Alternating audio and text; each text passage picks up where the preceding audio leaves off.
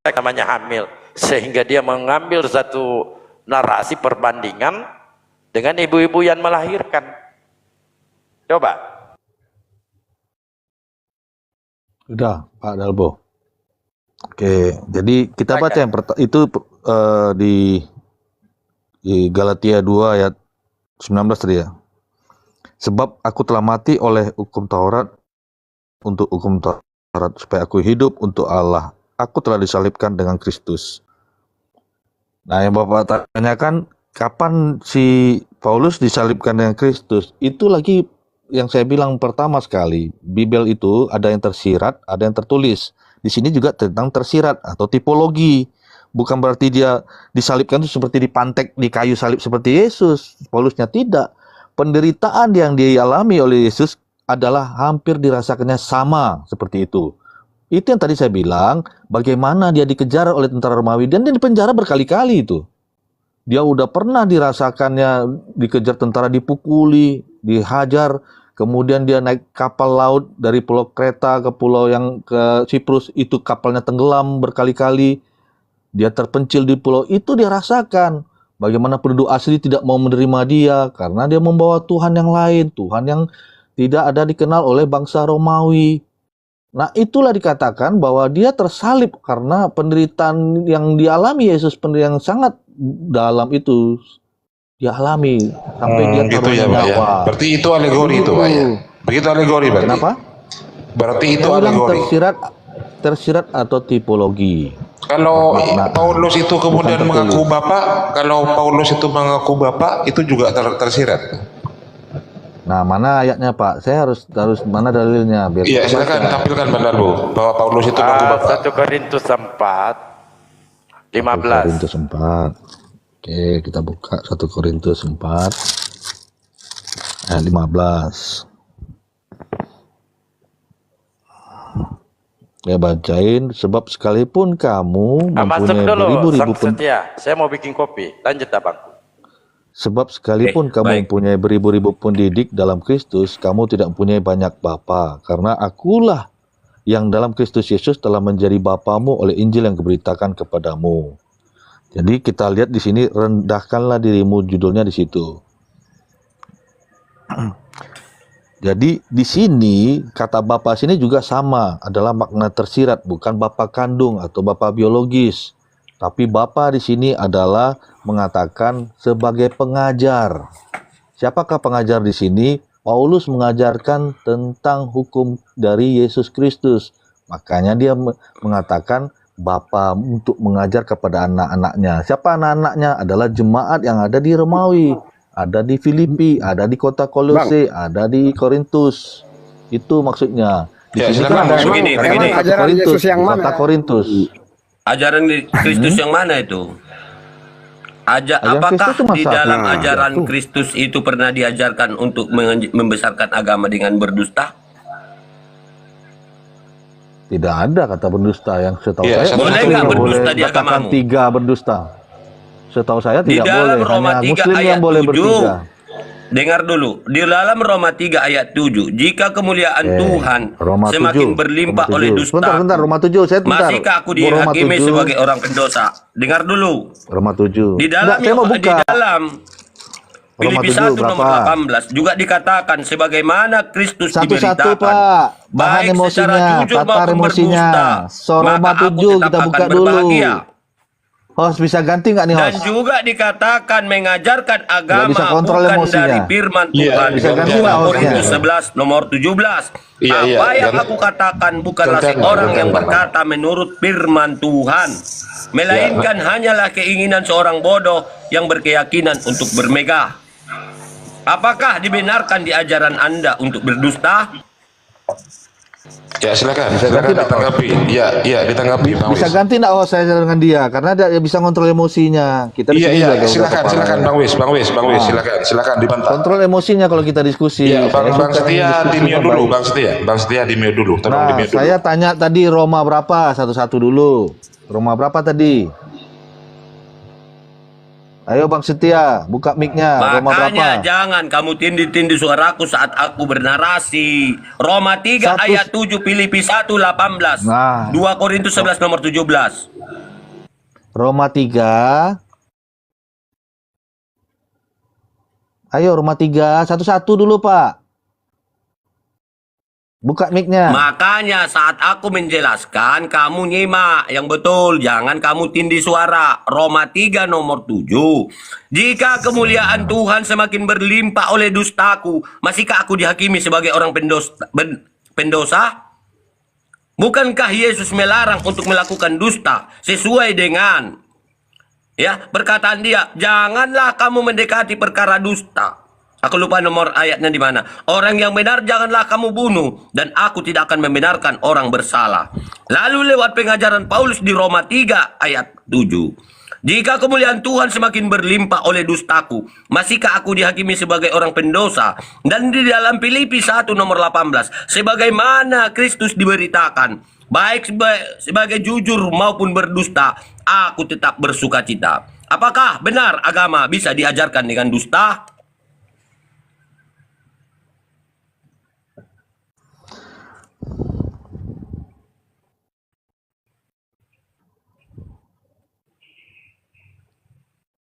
Silakan ditanggapi Pak Wis. Oke, saya baca ya di Roma 3 ayat 7. Tetapi jika kebenaran Allah oleh dustaku semakin berlimpah, bagi kemuliaannya, mengapa aku masih dihakimi lagi sebagai orang berdosa? Oke. Bukankah tidak benar fitnah orang mengatakan bahwa kita berkata, marilah kita berbuat jahat, supaya orang yang baik timbul daripadanya. Nah, jadi di sini, Paulus menghancurkan dogma orang Yahudi tentang kemunafikan. Nah, kemunafikan itu apa? Seperti contoh. Tidak ada, jangan ditambah-tambahin, Pak. Dia membesarkan agama dewa dusta. Yang menjadi poin di sini adalah dusta. Apakah dusta itu adalah buah yang baik? Makanya, Makanya lihatlah buah pengajarannya, kata Yesus di dalam Matius 7:16. Biarkan Bang Wis menyelesaikan dulu Bang Setia, nanti bisa dibantah. Jadi kami jelaskan dia. Ya, nanti bisa dibantah Bang Setia. Ya, silakan Bang Wis. Silakan.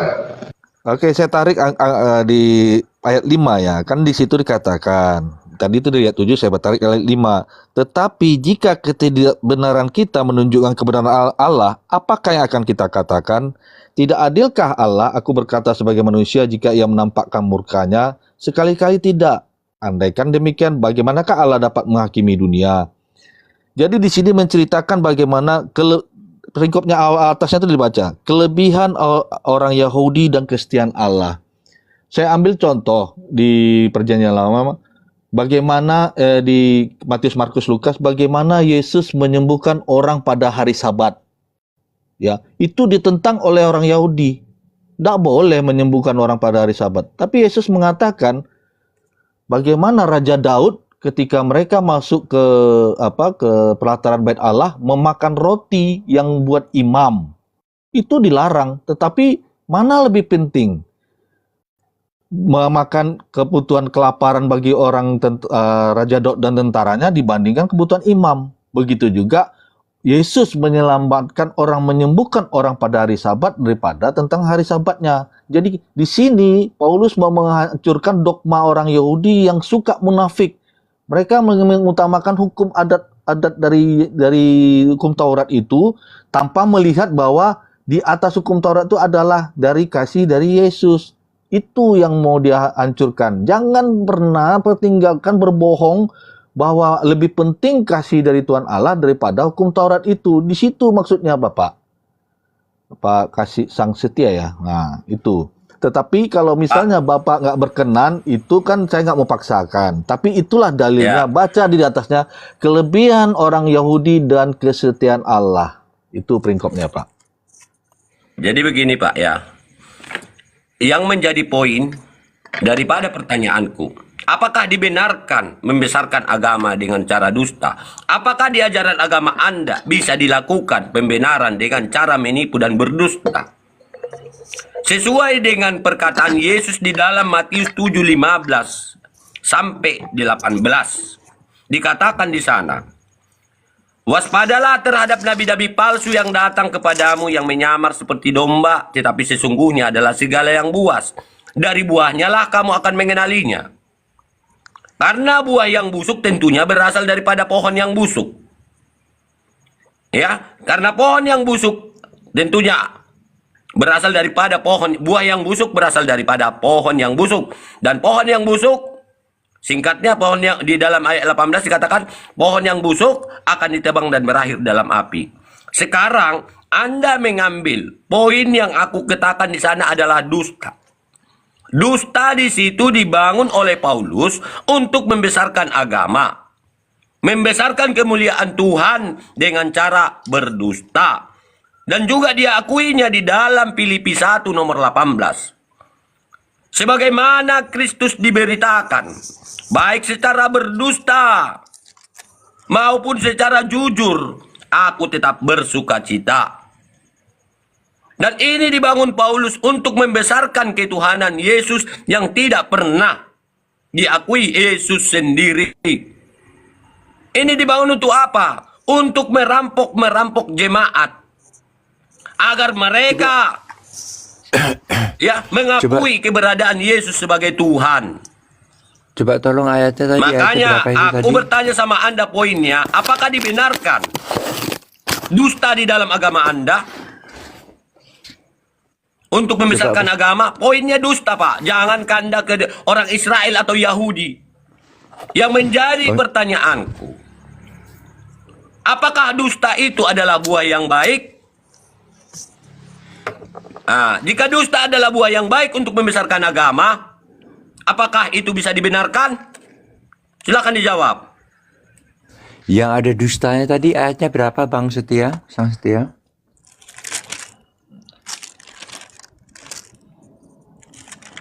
Bang Sang Setia, ayat yang ada dustanya tadi ayat berapa? Roma 3 nomor 7, Filipi 1 nomor 18. Iya, sambil dicari.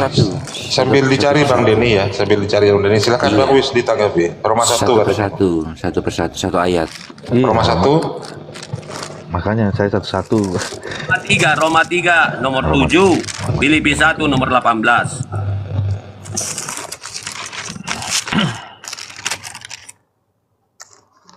Roma 3:7. Silakan dulu Bang Wis, mungkin ada yang mau ditanggapi dulu sebelum Bang Denny.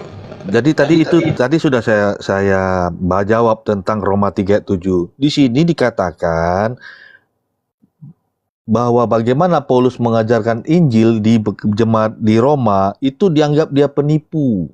Karena apa? Roma itu tidak mengenal penginjilan dari Yesus. Makanya dia mencoba menentang keimanan orang Romawi sehingga dia dibilang penipu. Nah, dalam hal ini, kalau kalian menganggap saya penipu, itu urusan kalian. Tetapi saya memuliakan nama Tuhan yang saya bawa di sini. Itu maksudnya. Jadi kalau misalnya dalam hal ini, si Paulus tidak berdusta, tetapi orang menuduh dia penipu. Bagaimana mungkin ada dewa lain, ada Tuhan lain di Roma selain dewa-dewa yang mereka sembah selama ini? Dia dibilang penipu. Tapi Boleh saya jelaskan? Mungkin teman bisa nambahin, silakan. Ya, jadi gini loh ya. Roma 3:7 itu adalah sebuah pertanyaan.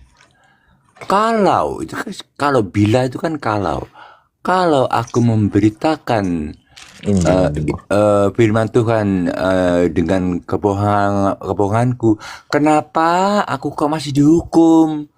Gitu sebagai seorang pendosa. Itu cuma pertanyaan aja. Jadi sebenarnya yang penyampaian daripada ayat ini itu ingin menyampaikan bahwa sebenarnya kamu tidak boleh berdusta demi kemegahan nama Tuhan. Kalau kamu berdusta di dalam kemegahan nama Tuhan, demi memegahkan nama Tuhan, tetapi dengan dustamu, maka kamu pun pasti akan dihukum. Gitu. Sebagai seorang pendosa. Silakan dilanjut. Ini dia fix di situ berdusta ya Pak ya Dini. Sesuai dengan Filipi 1:18, sebagaimana Kristus diberitakan, baik secara jujur maupun berdusta, aku tetap bersuka cita. Artinya dia membangun ketuhanan Yesus lewat dusta dan kebohongan dia. Apa dusta dia? Bukan Bang. Roma 14 nomor 9. Kemuliaan Tuhan berlimpah dikarenakan dusta yang dia bangun. Di dalam Roma 14 nomor 9, dengan matinya Kristus telah menjadikan dia Tuhan dan hidup kembali telah menjadikan dia Tuhan baik bagi orang-orang mati maupun orang-orang yang hidup. Jadi ketuhanan Yesus dibangun di atas dusta-dustanya Paulus. Lihat Bang kata-kata awalnya. Tetapi tidak mengapa. Jadi dia dituduh mengabarkan Injil itu dengan kata berdusta, padahal tidak berdusta. Iya, karena memang dia mengajarkan Injil bukan dari firman Tuhan. Karena di dalam 2 Korintus 11 nomor 17 dia sudah mengakui bahwa apa yang aku katakan bukanlah seorang yang berkata menurut firman Tuhan. Jadi dalil-dalil pembenaran yang dia bawa itu bukanlah dari firman Tuhan, melainkan hanyalah keinginan seorang bodoh yang berkeyakinan untuk bermegah. Baca 2 Korintus 11 nomor 17. Udah baca. 2 Korintus 11 ayat. Iya, Bang Wis ini diskusinya satu dia, saya cuci jempol ya. Tolong di fallback saya, Bang Wis. Sebentar Bang, saya lagi baca Bible nih, nanti ya. Oh, sudah berteman kita ya, sudah berteman ternyata. 2 Korintus berapa tadi Bang Sang Setia? 2 Korintus berapa Bang 2 Setia? Korintus 11 nomor 17. 11. Gak usah teriak Bang, santai aja Bang. Tadi stroke loh. 2 Korintus 17. Semangat dia ini Sang Setia ini. Apa yang aku katakan, aku mengatakannya bukan sebagai seorang yang berkata menurut firman Tuhan, melainkan sebagai seorang bodoh berkeyakinan bahwa ia boleh bermegah. Nah, di sini yang Abang tanyakan tentang Semua perkataan-perkataan Paulus bukanlah firman Tuhan, melainkan hanyalah keinginan seorang bodoh yang berkeyakinan untuk bermegah dengan cara berdusta. Host, di sini masih hujan, host. Nanti aku keluar dulu ya, saya nanti naik lagi ya, host lah. Oh, masuk, Bang Munir. Nah, gini Bang Sang Ya, Setia. ini ada hujan. Maksudnya ada hujan di sini, mau keluar dulu aku. Demi Makasih. mute aja, Munir. Nah, Abang baca di ayat 16 Bang. Kuulangi lagi, jangan hendaknya ada orang yang menganggap aku bodoh. Dan jika kamu menganggap demikian, terimalah aku sebagai orang bodoh, supaya aku pun boleh bermegah sedikit. Apa yang aku katakan, aku mengatakannya bukan sebagai seorang yang berkata menurut firman Tuhan, melainkan sebagai orang bodoh yang berkeyakinan bahwa ia boleh bermegah. Jadi Bang Setia, di sini Paulus mau mengatakan bahwa dia mau bermegah terhadap firman Tuhan. Firman Tuhan tuh dia tinggikan. Dia menganggapnya dari bodoh. Saudara, tapi apa yang aku katakan? saya yang belum menjadi selesai poinnya, ngomong kawan, dipotong. Gimana yang nih, host? menjadi poinnya, apa yang aku katakan bukanlah seorang yang berkata menurut firman Tuhan. Poin yang dia katakan di sini adalah pengakuan dirinya bahwa dia berkata-kata bukan menurut firman Tuhan. Dengar dulu orang jelas Bang Sudah. Setia. Belum habis orang jelas kepotong sudah. Sang Setia biasakan Iya, diskusi. karena dia berkata-kata lari daripada poin. Poin yang aku ambil di sini bahwa perkataan Paulus itu bukanlah firman Tuhan. Sang Setia biasakan diskusi kalem, tahan emosi, nanti stroke. Ya, silakan Iya, Bang kau Wis. kemana-mana. Cek kalau Nanti Bang Darbo bisa masuk, ya. Makanya saya Silakan. yang kita buka itu kan nomor 17 ya Abang baca. Saya bawa ke angka ayat 16-nya di atasnya. Saya ulangi ya. Saya nomor 16.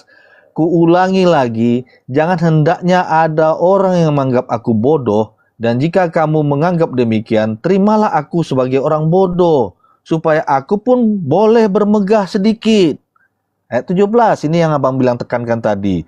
Apa yang aku katakan, aku mengatakannya bukan sebagai seorang yang berkata menurut firman Tuhan, melainkan sebagai seorang bodoh yang berkeyakinan bahwa ia boleh bermegah. Kata bermegah di sini bukan bohongnya, tapi dia memegahkan dirinya sebagai orang bodoh, mengatakan firman Tuhan itu disombongkan dia. Firman Tuhan itu di atas segala-galanya. Gitu Bang, membaca peringkop firman Tuhan. Jangan satu bisa. ayat, tapi ayat Bisa 16-nya baca. bisa Anda baca iya. pun poin yang dari satu perikop Poinnya bisa tidak didapat, bisa Bang Wis. menyalahi Iya. isi daripada poin daripada ayat itu, bahwa Paulus berkata bukan menurut firman Tuhan. Begini, artinya semua karya dari Paulus, semua karangan 14 buku ya, itu semuanya merupakan kiasan semua, Bang Wis. Silakan ditanggapi. Nah, itu yang saya bilang, sang setia tidak mengerti mana yang tersirat dan tersurat. Dia harus pendalaman tentang kata-kata tersirat.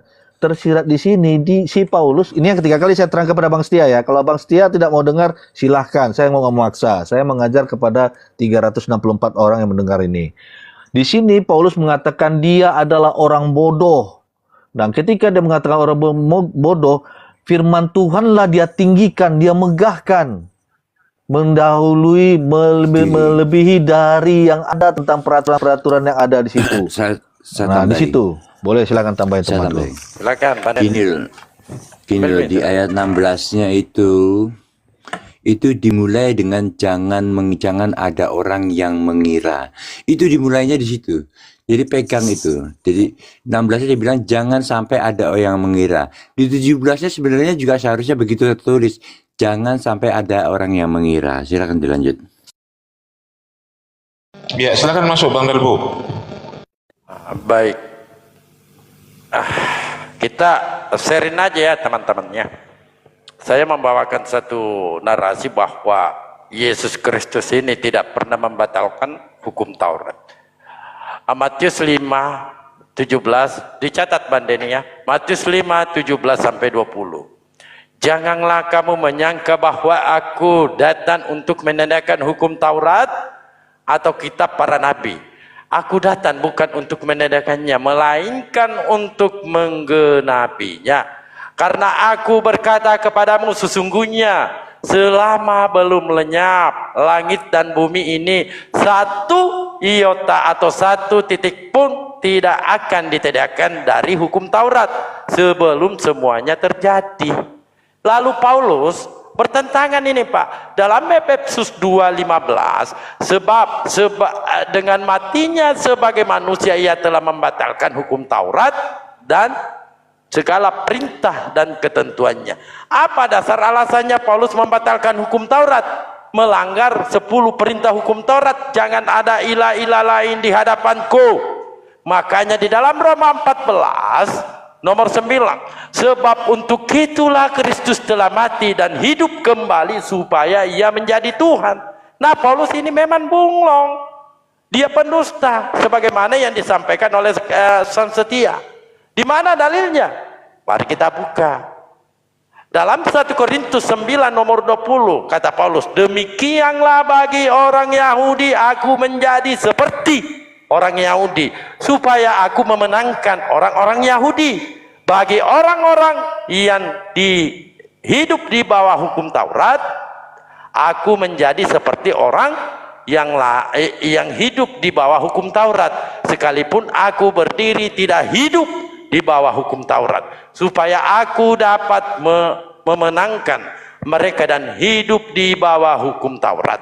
Nah, ini yang dikatakan oleh Yesus dalam Matius 23:15.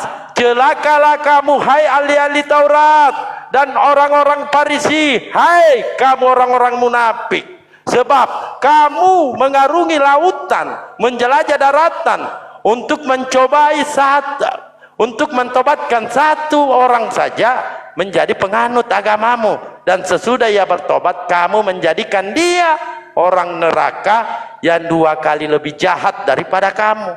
Nah, di sini siapa yang mengarungi lautan, daratan, menjelajah daratan? Paulus. Bapak tadi sudah menjabarkan ya dalam Kisah Para Rasul 27 ayat pertama dan seterusnya. Saya membacakan ayat pertama. Setelah diputuskan bahwa kami akan berlayar ke Italia, makanya di sini Yesus mengatakan, iblislah yang menjadi bapakmu. Ya, iblislah yang menjadi bapakmu dan kamu ingin melakukan keinginan-keinginan bapakmu. Ia adalah pembunuh manusia sejak semula dan tidak hidup dalam kebenaran, sebab di dalam dia tidak ada kebenaran. Apabila ia berkata dusta, ia berkata atas kehendaknya sendiri, sebab ia adalah pendusta dan bapa segala dusta. Sekian dan terima kasih. Selamat datang terima kasih di Bang Dalbo. kebetulan. Sebelum ditanggapi oleh teman-teman dari Kristen, sekali lagi teman-teman yang ada di bawah Bani Taiping, di tap-tap layar dulu biar komalnya tidak goyah. Ya, tap-tap layar dulu dan support apologet kita, apologet Islam. Ya, lanjut Bang Wis, silakan ditanggapi. Apa Bang Denny yang mau masuk? Apa Bang Wis, silakan. Silakan. Yang poinnya di sini abang-abangku, Yesus tidak pernah membatalkan hukum Taurat, Paulus yang membatalkan. Silakan.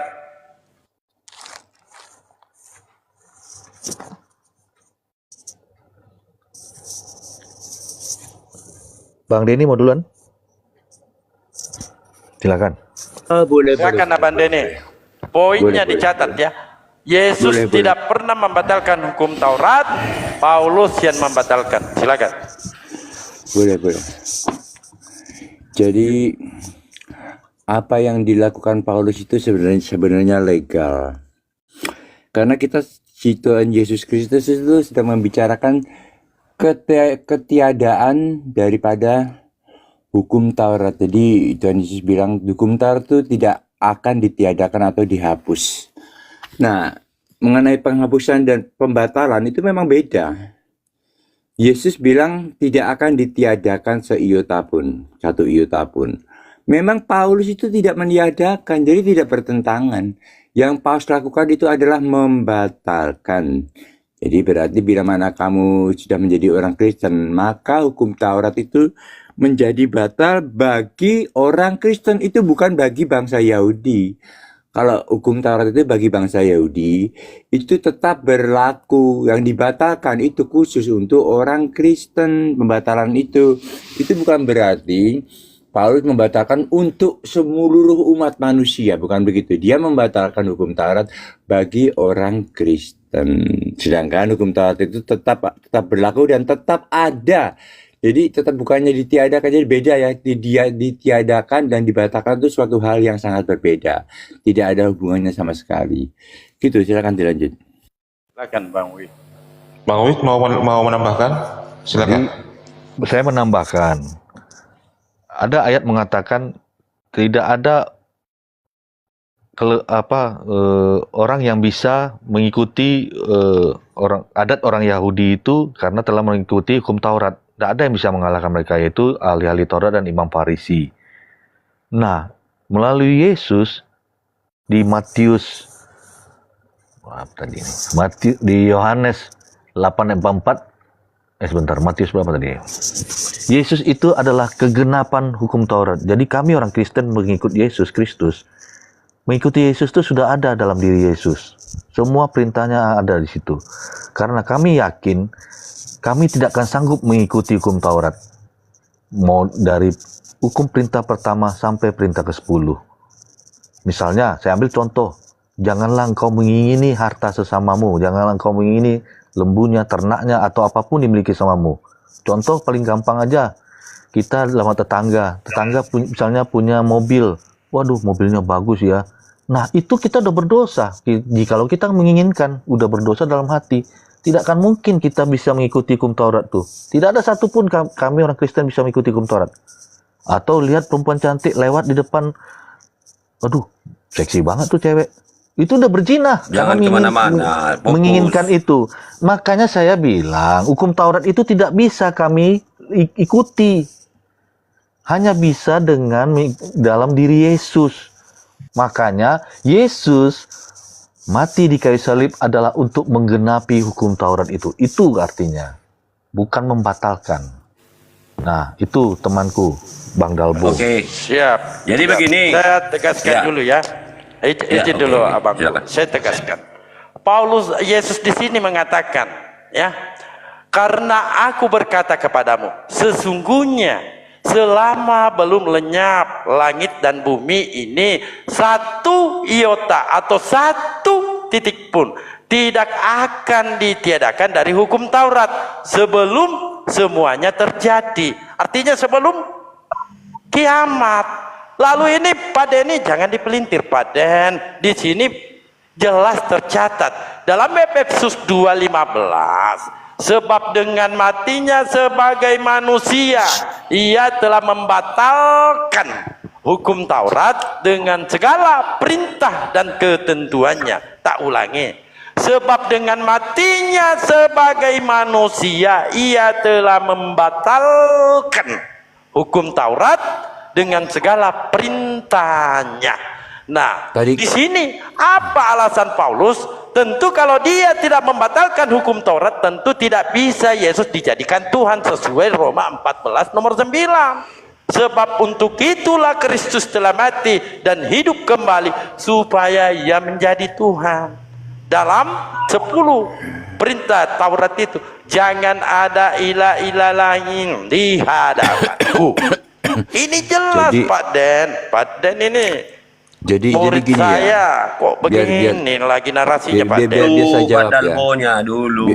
Jangan dipotong dulu Pak Dani. Iya. Nanti. Ya.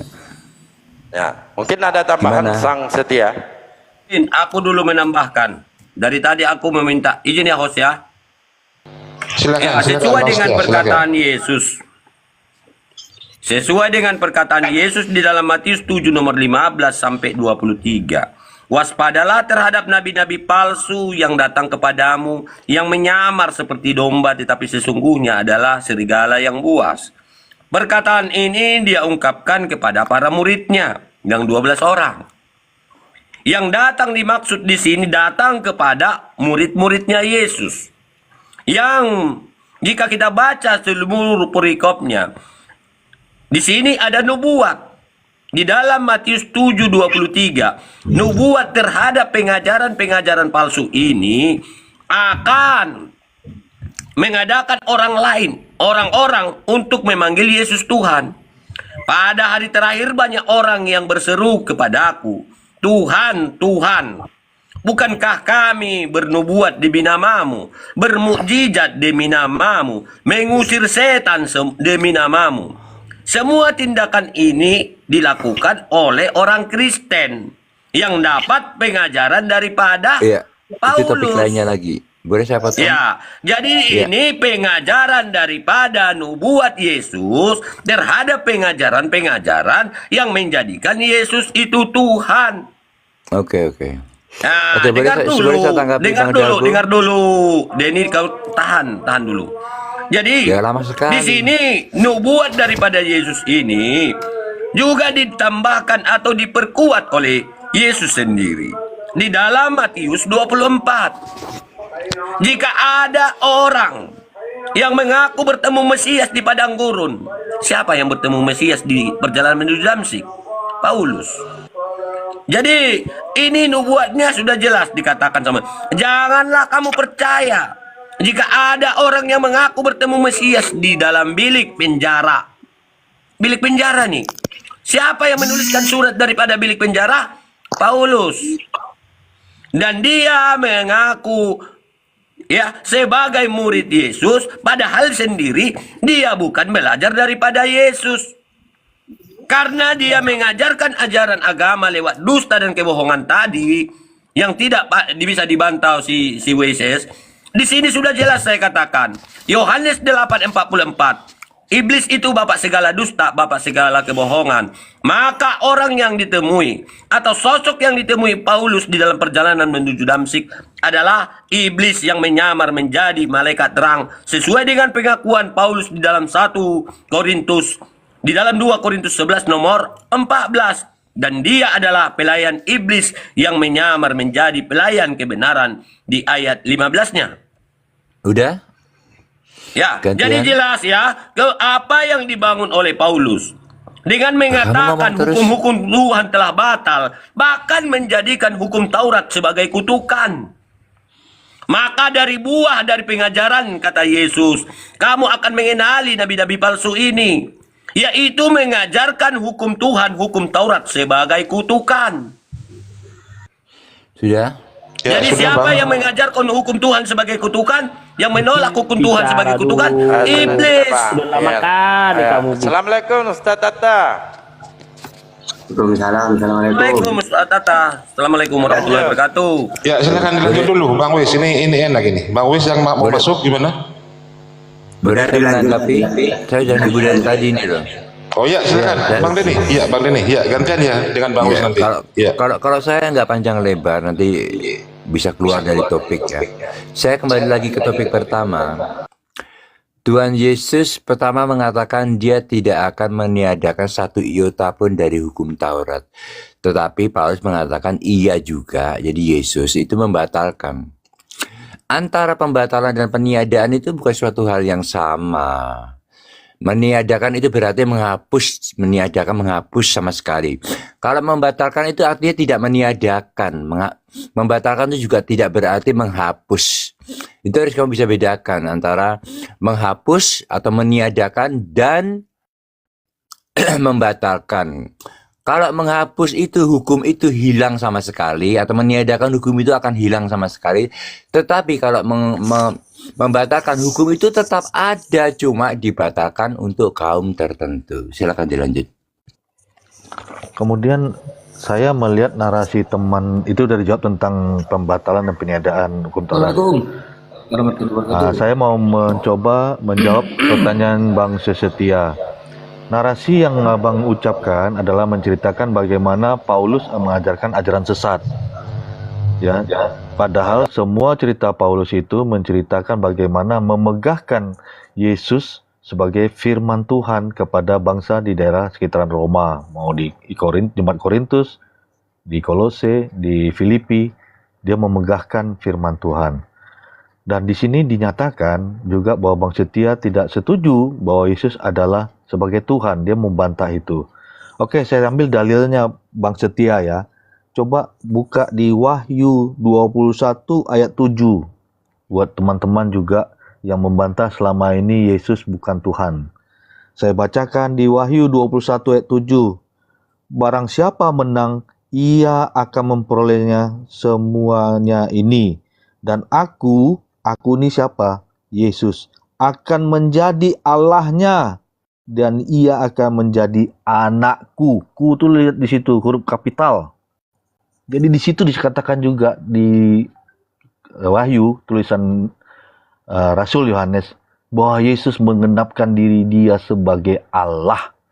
Jadi saya mematahkan jawaban dari Bang Setia yang mengatakan bahwa izin Yesus ya, bukan aku Tuhan. yang membantah ya, aku yang mematahkan dia. Sebentar Bang Setia, saya belum selesai.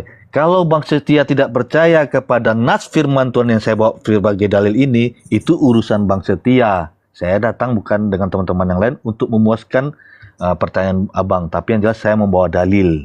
Ini firman Tuhan yang saya bawa, bukan teori Udah saya. siap, udah bisa Terima kita kasih. bantah. Sebentar Bang Setia. Sebentar Bang Setia. Ini poinnya adalah ketika Yesus Paulus membatalkan hukum Taurat seperti yang dinarasikan oleh Bang Dalbo. Sementara Yesus sendiri tidak pernah membatalkan setitik iota pun sampai langit dan bumi ini runtuh. Ini yang perlu poinnya Bang Wis ya. Betul. Oke, Iya, boleh iya. aku membantah ini dulu ya. Tadi dia mengarahkan sama aku. Di dalam Wahyu 22 nomor 16 di kitab Wahyu itu juga. Yesus di sini, aku Yesus yang telah mengutus malaikat-malaikatku kepada para jemaat-jemaat. Jadi Yesus di sini mengaku dirinya mengutus malaikat-malaikat kepada para jemaat. Aku tunas Daud, bintang timur yang gilang gemilang. Artinya dia di sini mengaku sebagai bintang timur. Artinya di dalam Yesaya 14 nomor 12, bintang timur itu adalah satu gelar daripada Lucifer. Iblis yang diturunkan daripada sorga. Jadi ajaran kitab Wahyu atau penuntun-penuntun, si penulis Bible Anda adalah malaikat yang diutus oleh iblis, di mana dia mengaku sebagai bintang timur yang gilang gemilang. Jadi ajaran Kristen dituntun oleh Paulus yang mendapat pengajaran daripada iblis, Lucifer. Malaikat-malaikat yang diutusnya itu hanya iblis di kitab Wahyu lah yang mengaku dirinya Tuhan, yang mengaku sebagai Yesus. Nah, di sini Ya, poinnya Bang iblis di Setia. kitab Wahyu yang mengaku Bang Setia, dirinya sebagai dengarkan. Yesus, yang mengaku sebagai Tuhan, dan Supaya kita menjadikan Bang Setia dengarkan. Tuhannya dan menjadikan hukum-hukum Tuhan sebagai kutukan Satu-satu bang, satu-satu Bang Setia, bang. dengarkan. Bang dan Setia. membatalkan hukum-hukum Tuhan. Bang Setia, Ya, dengarkan lanjut, dulu Bang Dalbo. supaya kita mendapatkan poinnya. Nggak perlu lama-lama ke sana ke sini. Yang membatalkan hukum Taurat itu, pernah nggak Yesus membatalkan hukum Taurat? Dan apa otoritas Paulus membatalkan hukum Taurat? Itu dulu, silakan.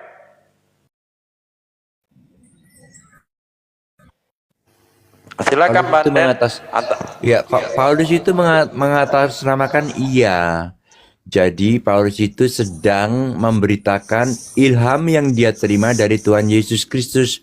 Maka dengan demikian ia telah membatalkan hukum Taurat.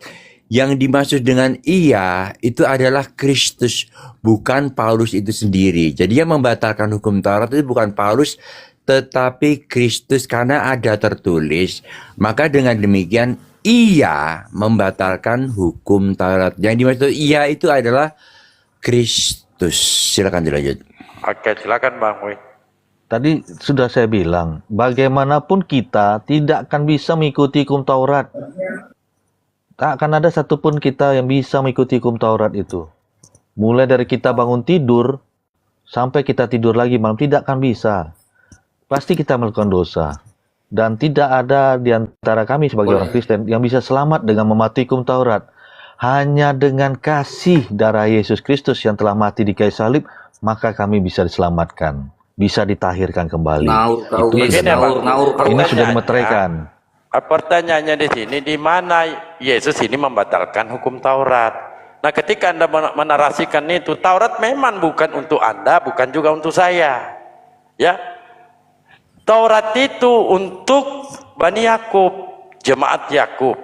Nah, di sini jelas tercatat, Yesus tidak pernah membatalkan hukum Taurat. Jangankan membatalkan, Pak, satu iota, satu titik pun tidak akan ditiadakan dari hukum Taurat. Nah, tiba-tiba Paulus membatalkannya. Ini yang jadi kita bahas, ya. Di mana Yesus membatalkan hukum Taurat?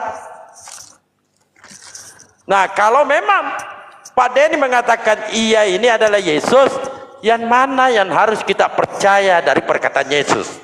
Yang mana? Nah, silakan. Dua-duanya. Yang satu kita percaya dengan perkataan Yesus tentang dia tidak akan meniadakan hukum Taurat. Tetapi di lain pihak saya ya secara pribadi, saya juga percaya dengan perkataan Paulus karena Paulus itu merujuk kepada ia, yaitu kepada Kristus. Jadi bagi dari ayat itu menerangkan bahwa Kristus itu sendirilah yang membatalkan hukum Taurat. Nah, harus kita ketahui satu kali lagi saya terangkan bahwa peniadaan hukum Taurat dan pembatalan hukum Taurat itu adalah dua hal yang sangat berbeda yang tidak ada hubungannya sama sekali. Jadi itu bukan pertentangan walaupun itu datangnya dari satu sumber yang sama yaitu Kristus itu sendiri. Yang satu tidak meniadakan, yang satu membatalkan. Sedangkan kita harus tahu bahwa meniadakan dan membatalkan itu suatu hal yang berbeda. Jadi di sini tidak ada pertentangan. Monggo. Jelas Iya, terima bertentangan, kasih. Pak. Boleh saya masuk? Bertentangan ini. Kata Paulus di dalam Efesus 2:15, di sini dia membatalkan, bahkan Anda menuduh Yesus ini pendusta. Kenapa saya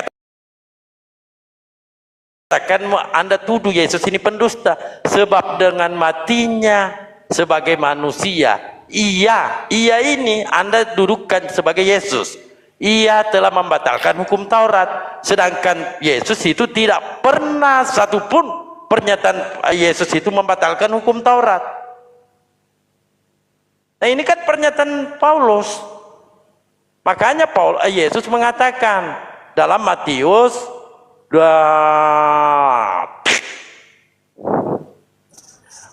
7:15, waspadalah terhadap nabi-nabi palsu yang datang kepadamu dengan menyamar seperti domba, tetapi sesungguhnya mereka adalah serigala yang buas. Siapakah serigala yang buas? Paulus, Roma 11 nomor 1. Lalu dari mana narasi Anda mengatakan Yesus itu membatalkan hukum Taurat? Padahal tidak ada. Di Kejadian 49:27, suku Benyamin adalah serigala. Lalu Paulus mengaku suku Benyamin. Roma 11 nomor 1. Silakan. Di mana Yesus membatalkan hukum Taurat? Ya, sambil lalu di tap-tap layar dulu teman-teman ya, yang ada di bawah sambil lalu di tap-tap layar, ini agak goyah pomalnya. Dan jangan lupa juga untuk mensupport para apologet Muslim kita ya. Silakan langsung dijawab Bang Denny. Jadi sebelum kau kata nanti. Ya, jadi mungkin ini keterangan saya yang terakhir perihal topik ini. Saya sudah menjelaskan bahwa Paulus itu menulis merujuk kepada Ia itu artinya itu untuk Kristus, karena Kristuslah yang mati dan hidup lagi itu. Nah, maka dia merujuk kepada Ia itu adalah Kristus. Berarti kalau kita secara dewasa berpikir itu, kalau Kristus bilang Ia telah membatalkan hukum Taurat, itu Ia pasti tidak mungkin merujuk kepada Paulus itu sendiri, tetapi merujuk kepada Kristus. Di mana harus kita ketahui, memang itu adalah tulisan Paulus, tetapi kamu jangan lupa ada ayat yang berkata begini ya. Segala tulisan yang ada di Alkitab suci Kristen itu diilhami oleh Tuhan. Jadi kata-kata ayat yang ada dikatakan Paulus yang sebagai Ia itu tadi, itu juga diilhami oleh Tuhan agar ditulis Paulus yang merujuk kepada Kristus itu sendiri. Silakan dilanjut, saya standby dulu. Ya, Bang Wis mungkin mau menambahkan sebelum Ustaz Tata masuk. Bang Wis. Saya dong. Sebenarnya belum pernah ngomong ini. Udah sama dengan sebentar Bang Bayu. Sudah sama dengan narasi Bang Denny. Saya nggak mau ini lagi menambah sebagai tentang pengenapan atau pembatalan sudah dijawab oleh teman Denny. Saya cuma menanggapi tentang sang setia yang tadi dicerita Wahyu, sebenarnya udah jauh melompatnya. Jadi saya mengatakan satu bintang timur, sang timur di Yesaya, satu Lucifer, satu Yesus. Jadi Yesus katakan Lucifer. Bang setia di penjara lapas Cipinang tuh ada yang bernama Muhammad. Apakah sama nama Muhammad di situ? Orangnya sama. Jadi narasi di Wahyu tentang sang timur dengan di Yesaya itu beda konteksnya. Begitu Bang. Kalau Abang nggak percaya silakan. Saya nggak mau memuaskan. Itu jawabannya. Terima kasih. Iya, sebentar Bang Bayu ya. Kita dahulukan dulu Ustaz Tahta biar masuk. Ustaz Tahta silakan. Udah bagus itu Bang Dalbo dengan Bang Setia. Lanjut aja biar temu. Nggak usah dulu. Silakan. Iya, silakan. Kalau saya sih itu yang tak ini. Yang membatalkan hukum Taurat siapa? Kalau Yesus tidak ada keterangan dari Yesus membatalkan hukum Taurat. Jangankan aturan-aturannya Pak, titik komanya dilarang ditiadakan. Ini menurut Yesus. Lalu Paulus membatalkan. Apa tujuan Paulus membatalkan hukum Taurat ini? Supaya Yesus menjadi Tuhan dan dituhankan oleh Kristen. Roma 14 nomor 9. Sebab untuk itulah Kristus telah mati dan hidup kembali supaya ia menjadi Tuhan. Makanya Yesus mengatakan, celakalah kamu hai ahli-ahli Taurat dan orang-orang Farisi, hai kamu orang munafik. Sebab kamu mengarungi lautan dan menjelajah daratan untuk mentobatkan satu orang saja menjadi penganut agamamu. Dan sesudah ia bertobat, kamu menjadikan dia orang neraka yang 2 kali lebih jahat daripada kamu sendiri. Nah, di sini siapa yang membatalkan hukum Taurat? Sedangkan Yesus tidak pernah, jangankan ayatnya, titik koma dilarang. Nah, tiba-tiba Paulus membatalkan. Nah, silakan. Izin, boleh nggak aku tambahin? Tadi itu membantah Wahyu 22:16 itu sudah harus kita pahami. Di sini Yesus sebelum penyaliban dia ketakutan sama malaikat, bercucuran keringatnya. Tetapi di sini di dalam Wahyu 22:16 dia mengaku mengutus malaikat. Malaikat yang diutus kepada para jemaat. Artinya si penulis-penulis Bible yang menuliskan Bible itu, yang mengaku mendapat tuntunan Roh Kudus, adalah Roh Kudus yang dituntun oleh Lucifer, bintang timur ini tadi. Di mana kita melihat buahnya dari pengajarannya. Buah dari pengajaran Paulus menjadikan hukum Tuhan sebagai kutukan. Galatia 3:13, Efesus 2 nomor 15. Jelas di situ. Menolak hukum Tuhan itu, bahkan menjadikan hukum Tuhan itu sebagai kutukan. Ya, juga ingat, Yesus juga sudah mengingatkan di dalam 1 Yohanes 4 nomor 1. Saudara-saudara terkasih, tidaklah semua roh itu berasal daripada Tuhan. Maka ujilah segala roh, apakah dia berasal daripada Tuhan. Maka kita uji pengajaran daripada tuntunan Roh Kudus ini yang menjadikan dan membantah hukum-hukum Tuhan dan menjadikan hukum Taurat sebagai kutukan. Jadi jelas pengajaran atau tuntunan yang mengajarkan Paulus dan penulis-penulis yang lain menuliskan Bible bukanlah dari Tuhan, melainkan bapak segala kebohongan, bapak segala dusta. Yohanes 8 nomor 44. Iblislah bapak segala dusta, bapak segala kebohongan. Jadi jelas, ajaran agama kalian dibangun di atas dusta dan kebohongan yang diajarkan oleh iblis. Di situ poinnya. Jadi bukanlah Yesus yang datang. Karena jika Yesus yang datang, maka dia sudah datang akan ketiga kali. Bukan 2 kali lagi. Masa dia datang sebagai roh? Gak ada dia datang atau menubuatkan dirinya akan datang sebagai roh untuk membatalkan hukum Taurat. Tidak ada itu. Ya, gimana sudah dalilnya? Ya, sudah Bang Setia ya. Lanjut. Ya, teman-teman, satu slot ini yang kosong ini untuk teman-teman Kristen. Jadi yang Muslim jangan naik dulu. Yang Muslim jangan naik dulu. Silakan dilanjut, Bang Wis. Kalau ada teman Kristen yang lain silakan naik. Ini satu slot kosong ini khusus buat teman-teman Kristen. Ya, silakan dilanjut, Bang Wis. Tadi sudah dikatakan seperti sama Bang Denny tadi udah benar. Tapi kalau tidak percaya ya susah kalau dibantah terus. Cuman dalilnya beda-beda. Lari ke tentang nabi-nabi palsu atau guru-guru palsu. Jadi saya mau kasih tahu buat teman-temanku di sini ya. Rasul-rasul Matius, Markus, Lukas, Yohanes, Paulus itu mereka sudah bertemu. Dan ketika mereka menulis Injil itu saling mengingatkan. Jadi kalau misalnya Paulus membuat kitab Injilnya itu tidak sesuai dengan yang oleh orang Yohanes, Yakobus maupun si Matius, mereka saling menegur. Gitu. Dan mereka menulis itu melalui tuntunan Roh Kudus. Ada Roh Tuhan yang menyertai mereka, bukan seperti ada kitab jatuh dari langit gedebuk. Tidak. Mereka menulis itu. Mereka saling mengingatkan. Kau jangan melakukan yang tidak sesuai dengan yang dikatakan oleh Tuhan Yesus ketika kita sama-sama bersama Tuhan Yesus selama 3 tahun. Nah, kemudian tadi Bang Sang Setiani sudah narasinya sudah saya lihat udah mulai menghujat, mengatakan Yesus aliran Lucifer. Ya nggak bagus seperti itu, Bang. Kami Lucifer ya, kalau kami ajaran Lucifer, kami nggak boleh ada agama ini, nggak boleh ada di Indonesia, Bang. Karena kami aliran sesat. Kalau saya sih, Bang, aliran sesat.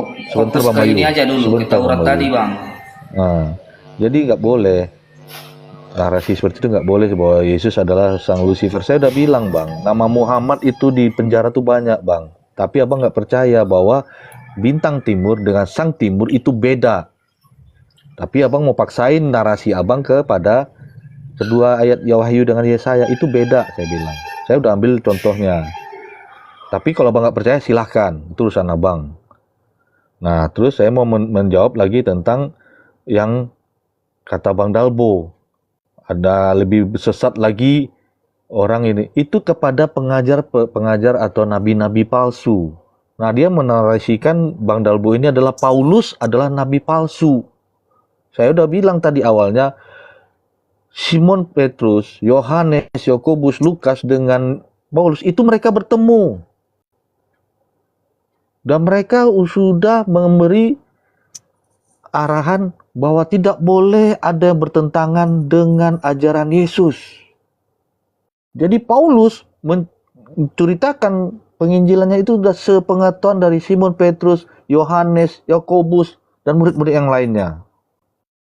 Kisah para Rasul tuh ada 3 di situ yang menulis, yaitu Lukas, Simon Petrus, dan Paulus di Kisah para Rasul. Itu contohnya. Oke, Bang Denny silakan tambah. Sekian dari saya dulu. Ya, atau Bang Aldo dari tadi diam pihak Kristen. Silakan Bang Aldo NTT. Bang Aldo NTT, dibuka mute-nya Bang. Ya, halo. Iya, silakan kalau mau menambahkan. Ya, saya serahkan kepada Abang Denisa, soalnya aku ini satu HP saja tidak bisa membuka ayat. Oh iya, silakan Bang Denny. Sebelum ke Ya, umat Islam. tadi satu kali lagi saya mau pamit habis ini. Satu kali lagi ya supaya jangan sampai ada yang biasa aja, Pak. ada yang salah kaprah begini. Satu kali lagi saya jelaskan. Itu ada perbedaan antara peniadaan dan pembatalan. Itu bukan suatu hal yang sama. Kita harus ketahui itu aja. Jadi perbedaan itu peniadaan itu suatu hal yang berbeda, maka hukum itu akan hilang. Sedangkan pembatalan itu doubling akan hilang. Sedangkan pembatalan itu Doubling Bang Wis, coba di mute Bang Wis. Doubling Bang Wis. Doubling Bang Wis, coba Gak bisa di mute, di mute Bang Wis. Doubling Bang Wis. Atau turun dulu Abang, baru naik kembali.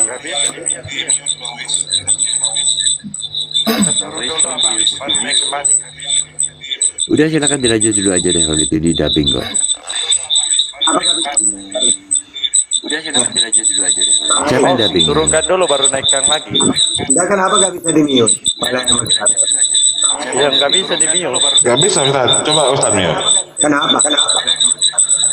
Ya diturunkan dulu baru naik lagi. Jaringannya mungkin itu. Kenapa? Ya diturunkan dulu baru naik lagi. Jaringannya mungkin itu. Turunkan dulu baru naikkan lagi.